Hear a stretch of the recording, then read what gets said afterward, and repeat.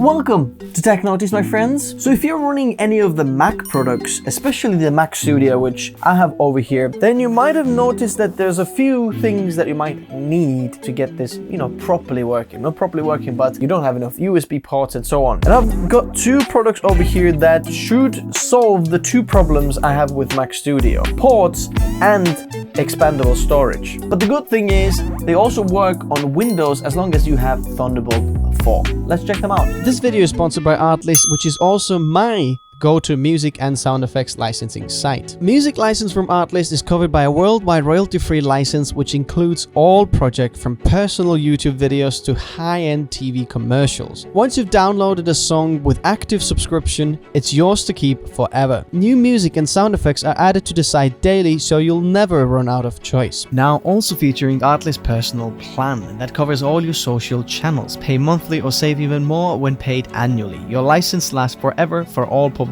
projects during the subscription period. And the best part is, if you sign up through the links in the description below, you'll get 2 months for free. So check out Artlist in the video description below. Let's start with this here. This is 10-in-1 USB-C hub with SSD enclosure. You can put NVMe and SATA SSDs inside. Transfer speed of the NVMe up to 1000 megabytes per second. So basically 10 gigabits in speed. This SSD in there can be up to 8 terabytes, which is really nice. You have 100 watts USB-C charging throughput, expand 4K extra display, different sizes of SSDs compatible in there. If you're hearing a whiz in the background, I'm actually benchmarking the 12900KS just over there, and if you hear the fans, that means that it's pulling about 300 watts from the socket and needs to be cooled down. That's why you're hearing the whizzer sound.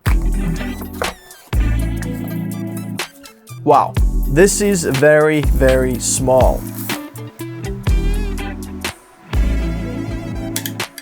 So on the top we have one full-size SD card slot, then we have a micro SD card slot, audio or headphone jack, probably audio in and audio out headphone jack, USB Type-C and Type-A, they are both 10 gigabits in speed, then one USB Type-A 5 gigabits in speed. We have obviously the charging and throughput of the USB-Cs here, and then on the other side we have a gigabit Ethernet and then HDMI port. Ooh, the cool thing is it actually comes with a rubber cover like that if you want to use it portably. We have the Thunderbolt cable here, then we have these rubber kind of standoff or screws to actually mount your M.2 in there, and then we have two thermal pads, or one thermal pad. So what I have here is an NVMe drive. This is PCIe Gen 4, so I just want to make sure that we're not bottlenecked by the drive, so we're going to see as much speed we can get from this little hub. But this is the Spatnium M480 drive, and if you're a creator and if you're using PCs as well, this is a fantastic drive just because it offers very fast speeds, like almost 7 gigabytes per second transfer speeds, sequential read and write speeds, but also it's got very high terabytes written spec in here,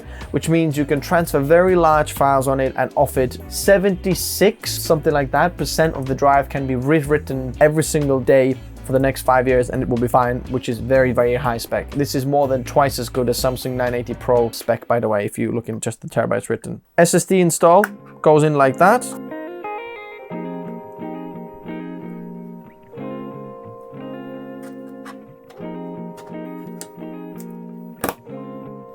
As you can see on disk utility, I've got the drive open here. We're gonna erase it and we're gonna call it 2 terabyte M480 Spatium Mac OS Extended Journaled.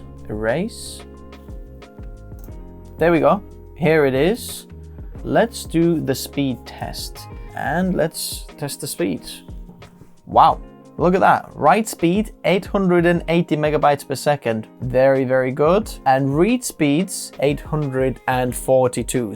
That's very, very good speeds, as you can see. Now we're gonna see in a moment if the heatsink actually works as well, because I wanna know if the actual thermal pad touches, the drive, because you don't know if it does or not. We'll see that if it gets warm here. It should get warm now soonish. But basically, if you do want to put a SATA M.2 SSD in there, it can still be the M.2 form factor, but then you're not going to get these speeds. These are only like, NVMe speeds, because SATA caps out around 500 or so megabytes per second, so it will be slightly slower, but also much cheaper. I'm gonna leave some options of cheap Gen 4 SSD drives if you want to pick them up in the description below. Some NVMe drives like Sabre Rocket 1 terabyte drives, or actually a few terabyte drives, different options, but some of these have the NVMe speeds, but then at the same time they're not so expensive, so you get like kind of the best bang for buck value. This one over here, I'd only recommend if you use it with this in a moment. We're going to check that out, how much faster we're going to get. Basically, you're not going to get the speed, so it's not really worth it. So yeah, I can kind of feel that it is getting warm here. So this is by the same company, ACASIS.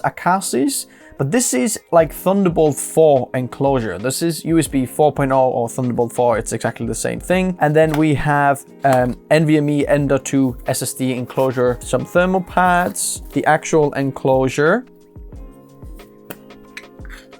and the thermal pad. So let's get that SSD installed from that to here, and then let's see what is the performance difference. I do want to say that there is a little bit of a flaw of design on this here. As you can see, I pulled this out and it's not actually touching the SSD there. If it was touching the SSD, if I pull this out here, it would actually have some kind of like an SSD, like a shape or something like that in there. What I mean is, if you really had this SSD like make contact over there, it wouldn't come out so easily. As you can see, these over there, you would see some kind of contact on this plate, but I don't think this was making contact there at all. If you have an M.2 like SATA or PCIe Gen 3 drive in there, it really isn't a problem, because like NVMe, they won't get that hot and you won't really need to worry about that. But at the same time, in terms of engineering from these guys, not very good, because this did not touch the SSD at all. But let's try with this here then. Okay, now with this second one, what we're getting is two separate thermal pads. We have a 1mm thermal pad and 0.5mm thermal pad. Now, I have a feeling we should install the 1mm one.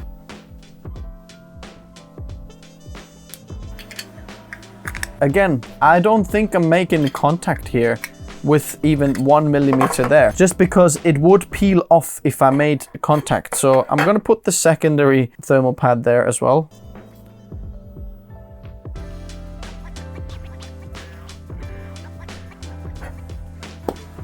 Okay, there we go. That feels like we're making contact. I'll try without the second one first. Okay, it's appeared over there. Select target drive, open, and we're gonna do the speed test now. Wow, now look at that. 2,300 megabytes per second write speeds and read speeds. Now we're getting pretty much 4 times the actual speed that we got on this hub in here. But at the same time, if you do want to use both of these things at the same time, then you could have some of the slower files or something like that on this hub, you know, have the hub on your desk. You can easily plug some more SD cards in if you need to transfer like many different SD cards at the same time. You could do that, have that on the desk while having like the faster files, like, you know, bigger files on this like external drive here. I'm very curious to see if this is going to get warm at all or not, so I'm going to let it run here. So then, this is very, very impressive. This is one of the fastest like external SSD enclosures you can get for Mac. Like, you can't get any faster than that. That's it.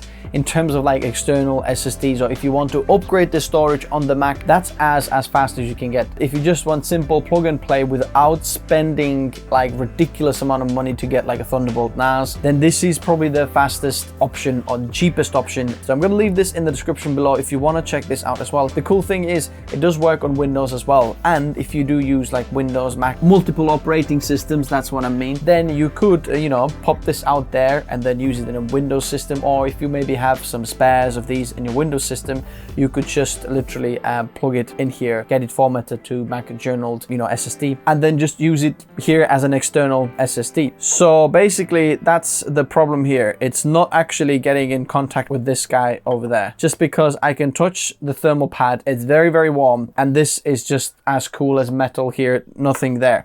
So we're going to put the secondary thermal pad there as well. The enclosure is rather big for what we have inside there. It could have been much smaller, you know, more compact. Let's see if that gets warmer now. Yeah, okay, there we go. So I can instantly, within a few seconds, I can feel that this is getting warmer there. There we go. So that actually works here. So I'm a little bit disappointed in terms of the engineering of these, just because of the heat sinks, like they don't quite work literally the same. It could have been pre-applied there, or like have it somehow better thickness, because all the M.2s are basically the same thickness. I don't know, why do you get 2 thermal pads? Why can't we have just like 1.5mm thermal pad then?